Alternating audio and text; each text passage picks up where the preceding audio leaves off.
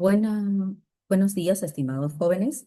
Quiero iniciar este video para la tercera semana mostrándoles detalles. Vamos a presentar para explicar las actividades de esta semana. Ok, muy bien, vamos a ir a nuestra plataforma. Tenemos una actividad pendiente para resolver, ejecutar, que es grupal ya, en un máximo de 3 integrantes. Van a ejecutar un cuadro sinóptico de la película La Naranja Mecánica. Para que ustedes ejecuten exitosamente este cuadro sinóptico que se les pide en esta actividad, requiero que descarguen, aparte de ver la película, obviamente, descarguen eh, los, eh, los puntos clave que nos señala el documento PDF que a continuación estoy proyectando. Este documento PDF detalla qué es lo que se desea, la estructura del cuadro sinóptico, qué es primero y qué elementos ustedes tienen que destacar. Ideas centrales, ideas secundarias, ideas complementarias, utilizando llaves en este caso para poder armar esta estructura que es como un organizador gráfico, distinto, algo distinto a un mapa mental por la estructura, ¿no? Donde tú tienes que tener el tema principal, en este caso es una película, las ideas centrales emergentes de haber visto la película, identificado puntos claves relacionados con el aprendizaje y demás aspectos que tú tienes que identificar de la actividad, ¿no? Y todo ello, estimado joven, considerando que lo haces en equipo, ya vean ustedes como equipo cómo van a distribuirse en sí las responsabilidades. Y dejo aquí un ejemplo, ¿no?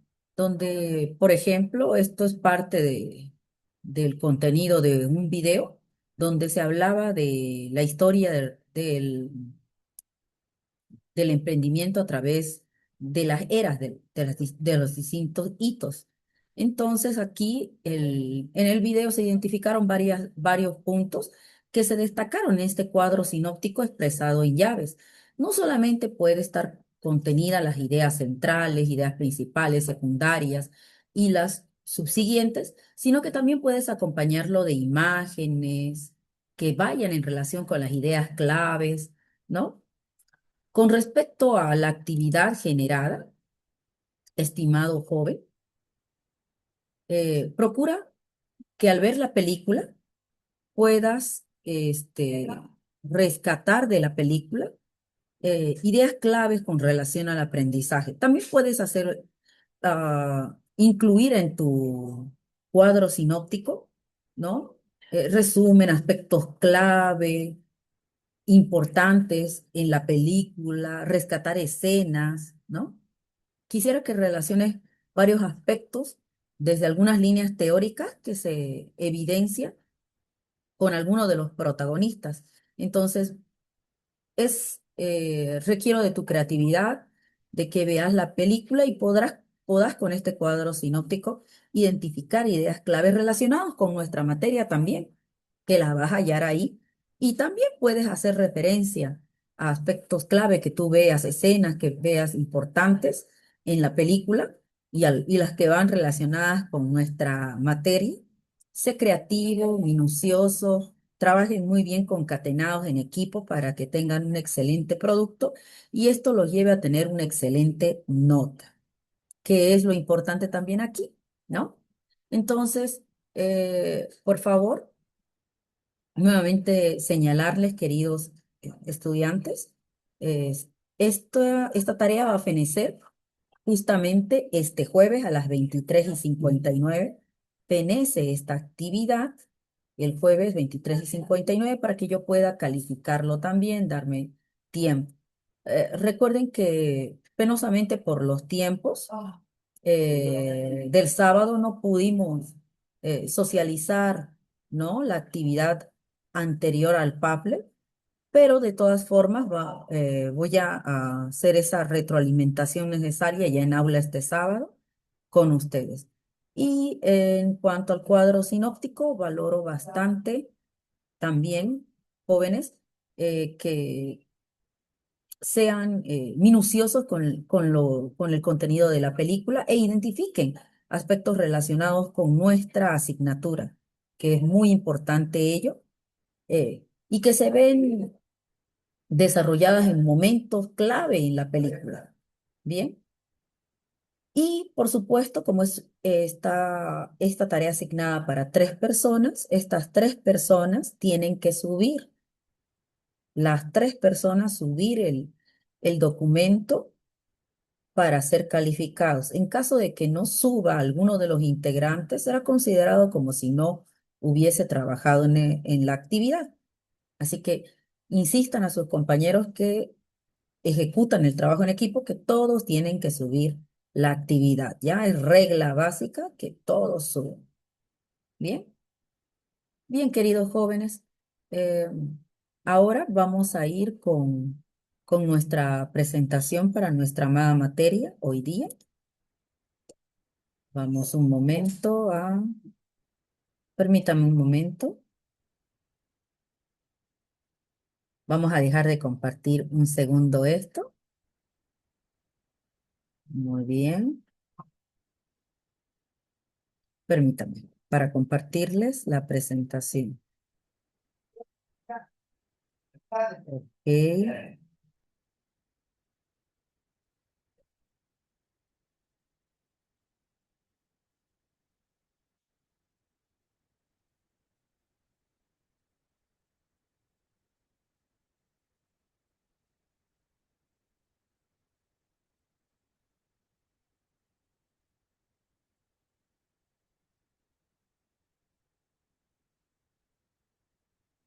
Aprovecho también para recalcarles, queridos jóvenes, puntualidad para nuestra actividad. El día sábado, seamos puntuales porque tenemos bastante que avanzar, bastante que hacer. Es muy difícil a veces avanzar de forma virtual, no presencial. Sincrónico es complicado, difícil. Así que tenemos mucho todavía que avanzar y les ruego esa puntualidad muy bien plasmada para nuestra actividad, ¿ya? Bien, ahí vamos.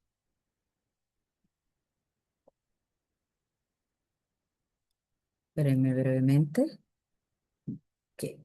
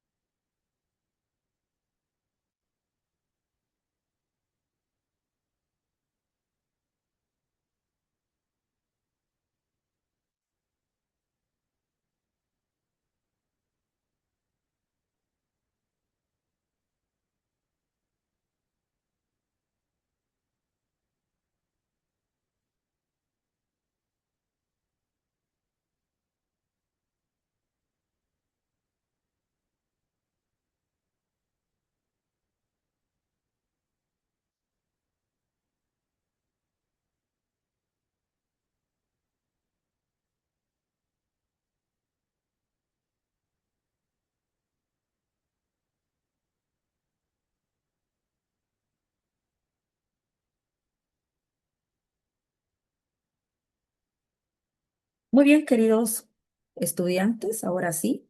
Hoy hoy vamos a comenzar a adentrarnos en el aporte que hace Carl Rogers al aprendizaje. Recordemos que nuestra materia es psicología del aprendizaje y en este caso recurriremos a Carl Rogers. Primeramente tenemos que señalar sobre Carl Rogers. Ya quizás ustedes hayan escuchado de él en anteriores materias y su aporte no solamente a la psicología estadounidense, sino también a la APA, a la Asociación de Psicología Americana, y sus aportes consecutivos, los reconocimientos que ha tenido y la crítica consecutiva a la forma en la que se aborda el aprendizaje, tanto en la época en la cual Carl Rogers desarrollaba sus publicaciones certeras. En ese sentido, ¿qué podemos decir sobre Carl Rogers? Sobre Carl Rogers hay varios implicantes antes de desarrollar su teoría. Bueno, primero él estudió psicología, es uno de los principales representantes de la psicología humanista y tiene un trazo, ¿cómo decirles así?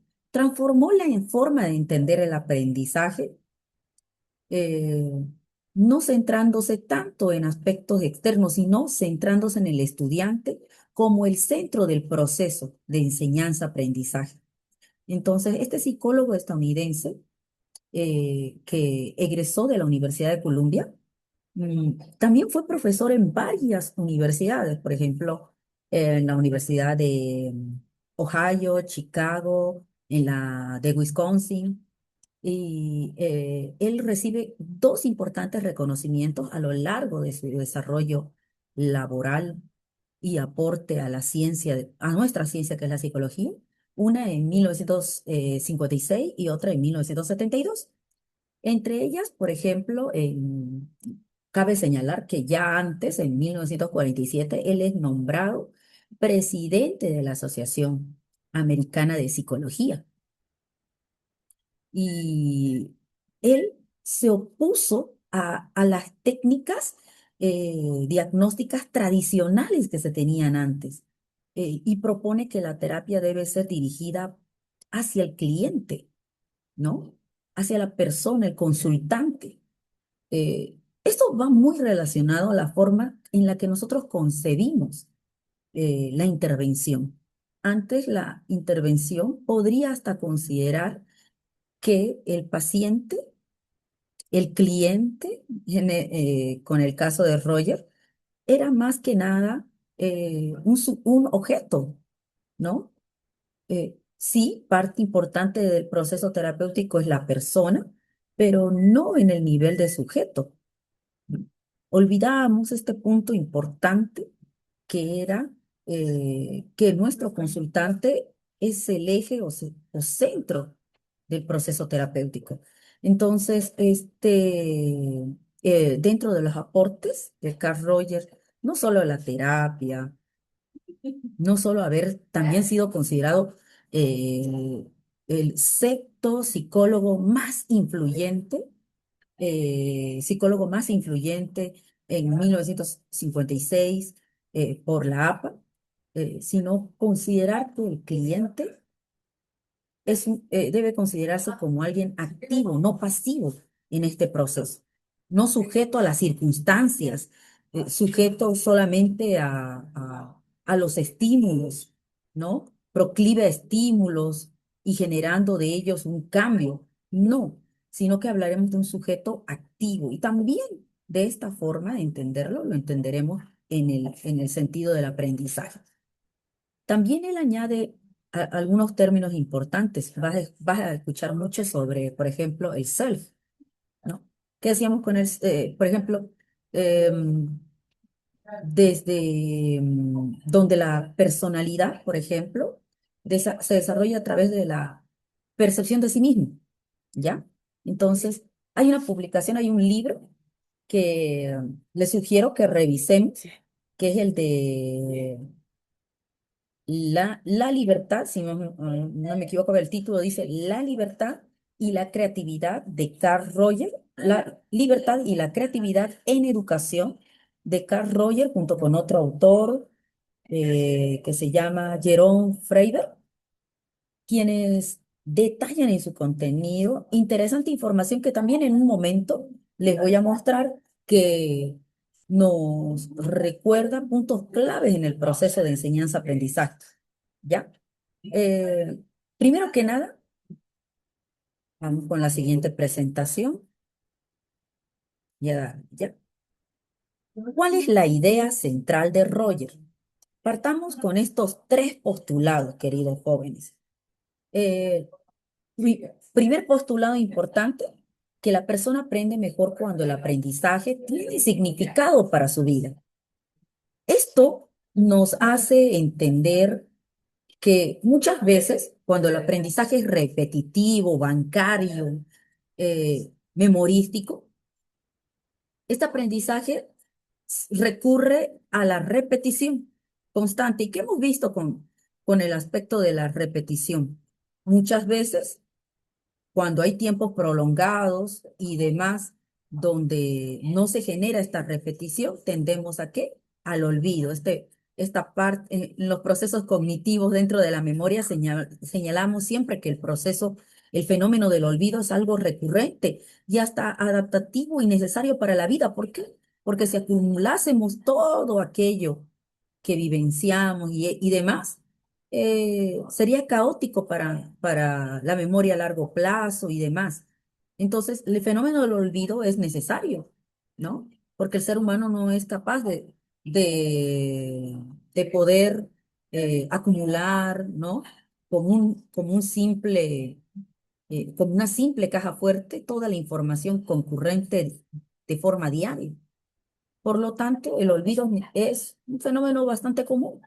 Pero ¿qué ocurre cuando la persona aprende algo y esto tiene un significado para su vida?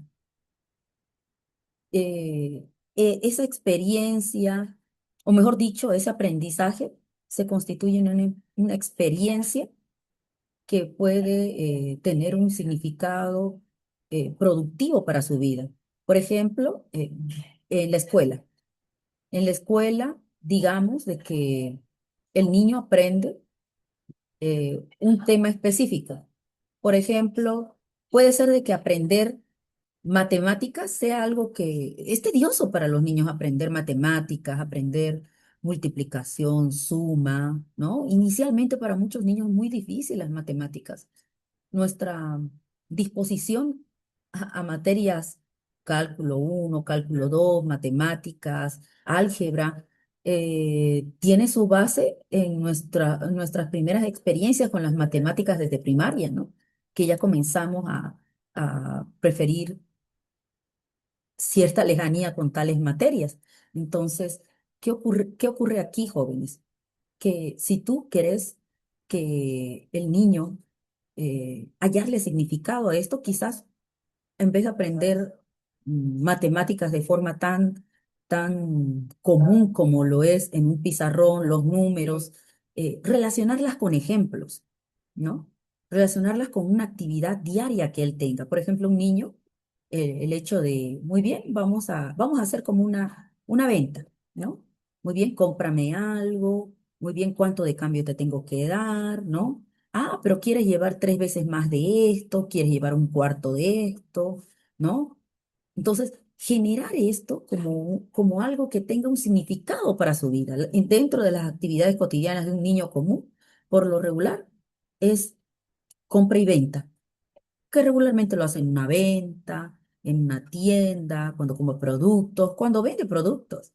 Entonces, familiarizar esto de las matemáticas con lo cotidiano que él tiene puede generar esto un aprendizaje significativo y aprenderá mucho mejor las matemáticas con problemas cotidianos que sí sean para él, que signifiquen algo para su vida, que lo ayuden en su cotidianidad, ¿no?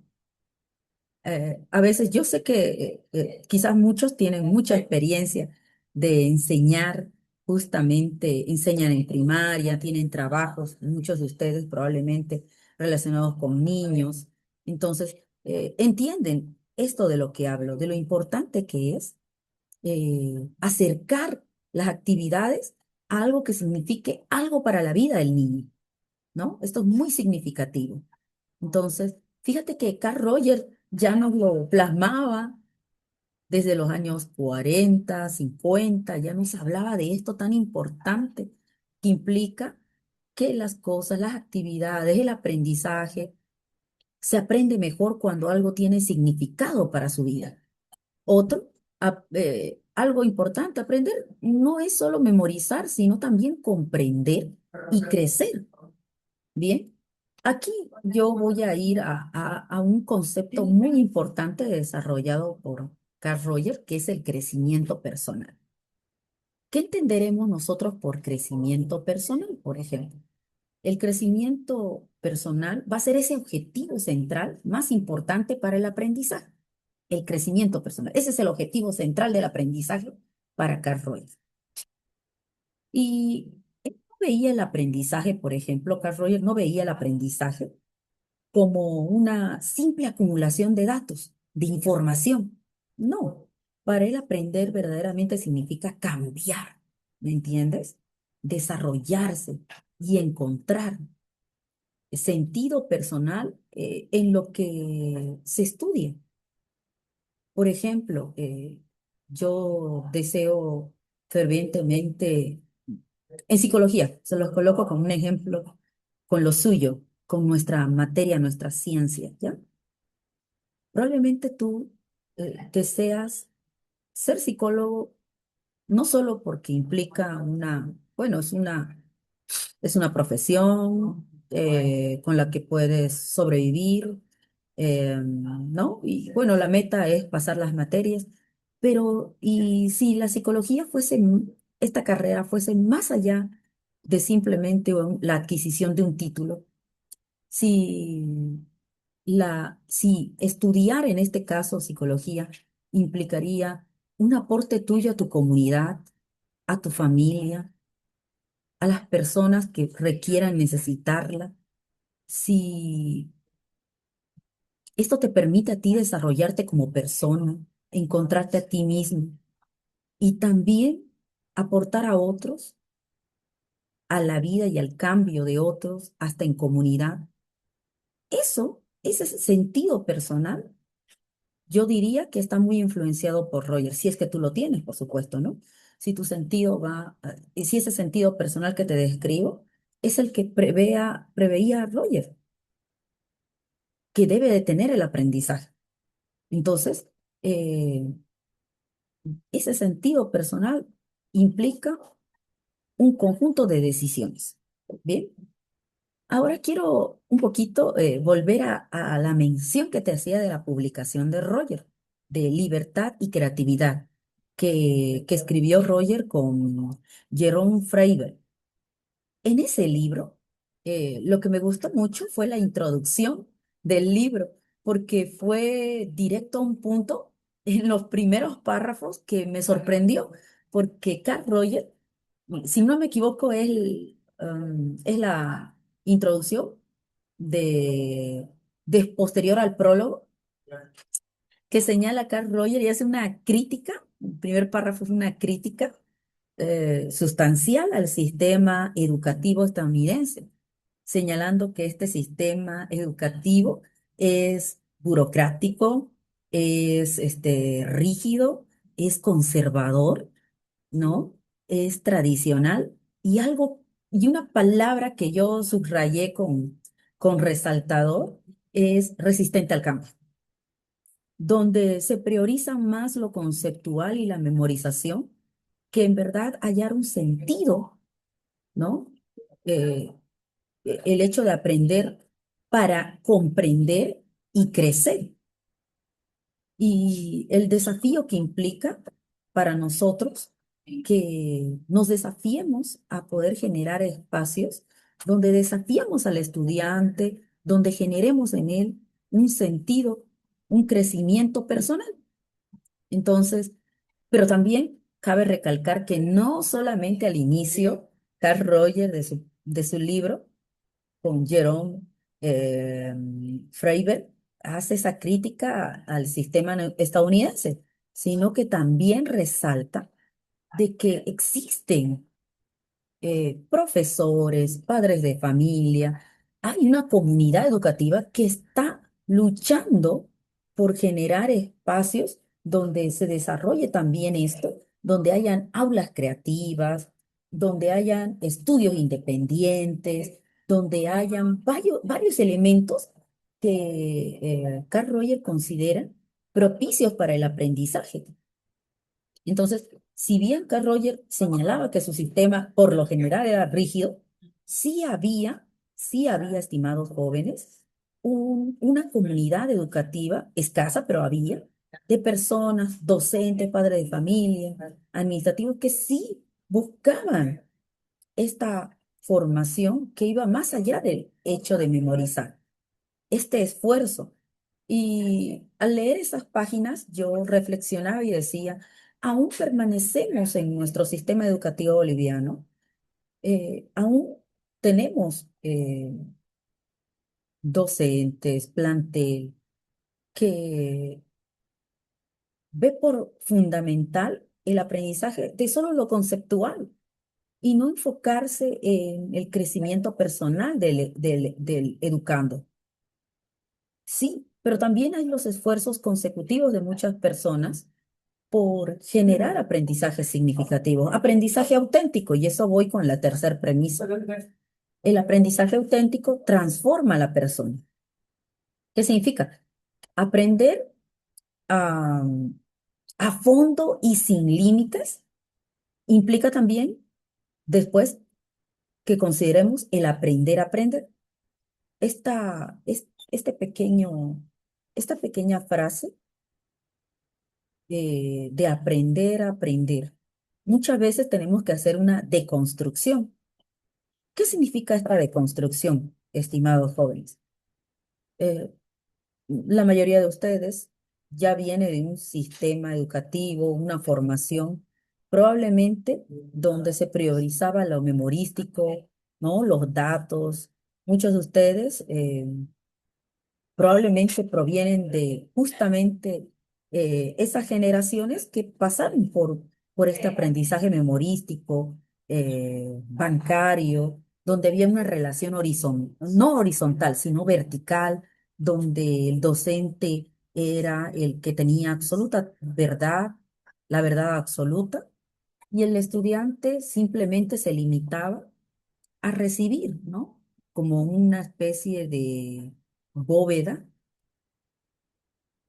toda esta información que el educador emitía hacia el educando. Por lo tanto, este se transformaba en un alumno, una persona sin luz, que recibía la información venidera del profesor. Y puede ser muy difícil para nosotros ahora concebir una educación distinta a la que teníamos, ¿no? Quizás algunos conciben o personas de su misma generación conciban que el aprendizaje que implica un proceso de memorización, ¿no? Y no de reflexión de lo que se aprende. Y ahí es donde nosotros, fíjense nosotros vamos a tener que deconstruir aquello construido a lo largo de estos años en el sistema formal, desde primaria, ¿no? Hasta haber culminado la formación secundaria, eh, y haber aprendido de una forma, y ahora que muchos de ustedes seguro también ejercen probablemente, eh, o tienen contacto con niños y también enseñan, tener que deconstruir esa forma en la que aprendimos, ¿no? Esa forma memorista, donde se acumulaban datos, donde se repetía información, se daba un examen, se cumplía, se respondían las pruebas, evaluaciones, y no pasaban ni unas horas o días y olvidábamos el contenido de aquello que habíamos repasado. Y ahí, estimados, noto que existe una especie de choque, disrupción entre nosotros. Nosotros venimos de un sistema que era memorista y otros, y ahora estamos ante un nuevo sistema que nos exige una nueva forma de concebir al educando, una nueva forma de ser del educador. Y ahí se constituye esto de aprender, aprende, de deconstruir aquello que habíamos construido a lo largo de los años con el sistema tradicional y aprender de una nueva forma para poder enseñar. Es muy interesante ese fenómeno, jóvenes. Y bueno, recalco, vamos con esta otra diapositiva, perdonen. Ok, ahora me queda esa pregunta, queridos jóvenes, ¿cómo aprende la persona según Roger? ¿Cómo es que las personas aprendemos según Roger? Para esto vamos a explicar estos 4 puntos aquí inmersos. Por ejemplo, algo que siempre se señala es el primer punto. Aprende a partir de la experiencia. Si queremos hacer práctico, de forma práctica, un poco de praxis, otorgarle a estos postulados de cómo aprende la persona según Roger, aprende a partir de su experiencia. Las experiencias, ejecutarlas, realizarlas, van más allá y superan la teoría. Por ejemplo, cuando tenemos proyectos sociocomunitarios en distintas materias, ¿qué es lo que intentan lograr estos proyectos sociocomunitarios? De alguna forma, tienen una influencia en la teoría de, no solo de Carl Rogers, sino de otros psicólogos y de otros teóricos que hablan del aprendizaje significativo y hablan del hecho de aprender a partir de la experiencia, de poder involucrarnos en actividades que pongan en práctica aquello que hemos aprendido. Entonces, en proyectos sociocomunitarios, en actividades escolares, en visitas tales guiadas, en prácticas profesionales, nosotros lo que deseamos es aprender a partir de la experiencia, a partir de actividades vivenciales y de ellos el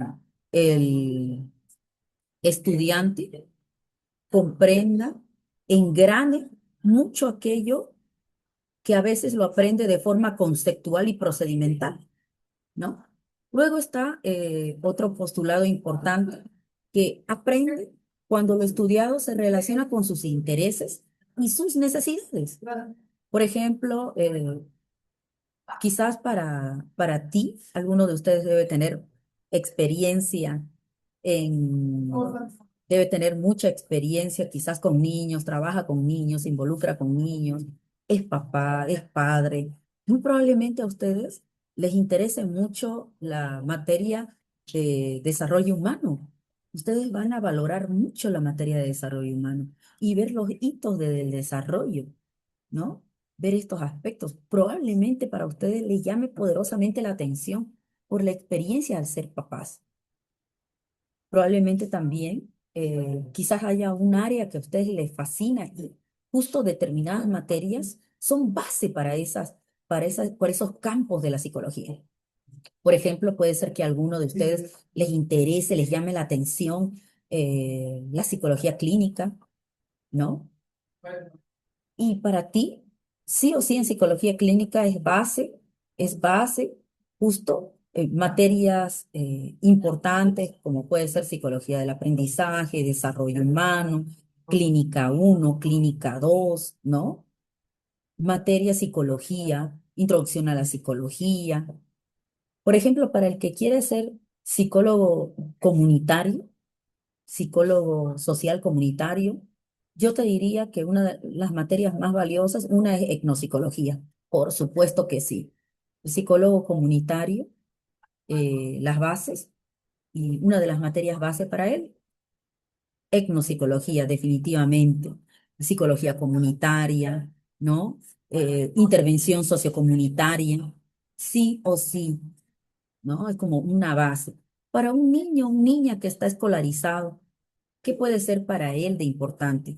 Puede ser que no tenga muy bien la noción clara de qué es importante, pero podemos con él descubrir sus intereses, ¿no? Aquello que cubre sus necesidades. Muchos niños, niñas, también descubren con nosotros quienes los acompañamos aquello de sus intereses, descubren sus fortalezas, descubren aquello que los ayuda en la vida diaria. Entonces, probablemente así, como un adolescente o como una persona que está terminando el bachillerato, probablemente ya visualice, si es que no ha recibido un proceso de orientación vocacional, pero puede ser que ya esté visualizando materias que sean para él importantes para su futuro desarrollo profesional, ¿no? Entonces, probablemente ahí vemos con claridad que uno aprende cuando lo estudiado se relaciona con sus intereses, con sus preferencias, con algo que a él le agrada, le atrae. ¿no? También otro postulado importante es que se aprende mejor lo que se descubre por sí mismo. Por eso es que vos vas a ver que muchos también eh, de las actividades que se les eh, proporciona a ustedes implica investigación, implica indagar, implica buscar en distintas fuentes de información, implica desmenuzar la información, ¿no? Esto es importante también. Bien, porque cuando nosotros descubrimos, comenzamos a buscar distintas fuentes de información, indagamos, comparamos, contrastamos la información, ahí se genera un aprendizaje muy interesante. Bien, y también se aprende cuando se participa activamente. Recordemos que para Carl Rogers, eh, ¿quién está en el centro del proceso de enseñanza-aprendizaje? El estudiante. Por lo tanto, él es el sujeto activo en su aprendizaje. ¿Y cuál es la tarea del docente? El docente acompaña, facilita, engrana, organiza, ¿no? Para que los aprendizajes sean significativos, para que el estudiante, cuando participa activamente, este aprendizaje sea más importante y por lo tanto, dentro de los procesos cognitivos se resguarda en la memoria a largo plazo. Imagínate cuando un aprendizaje tiene un impacto fuerte. ¿Tú recuerdas algo importante que hayas aprendido en el transcurso de las asignaturas que has pasado en psicología? ¿Ha habido quizás algo en lo que te hubiese impactado y probablemente eso algo que tú recuerdas aún después de haber pasado 2, 3, 4 semestres, sea algo en lo que tú participaste de forma activa para descubrir, indagar, probablemente esté muy relacionado contigo, con ello, con esa experiencia que se vivenció en aquel momento. Bien, entonces, fíjate estos aportes muy valiosos que nos da Carl Rogers para entender el aprendizaje. Voy a compartir otro elemento con ustedes, permítanme.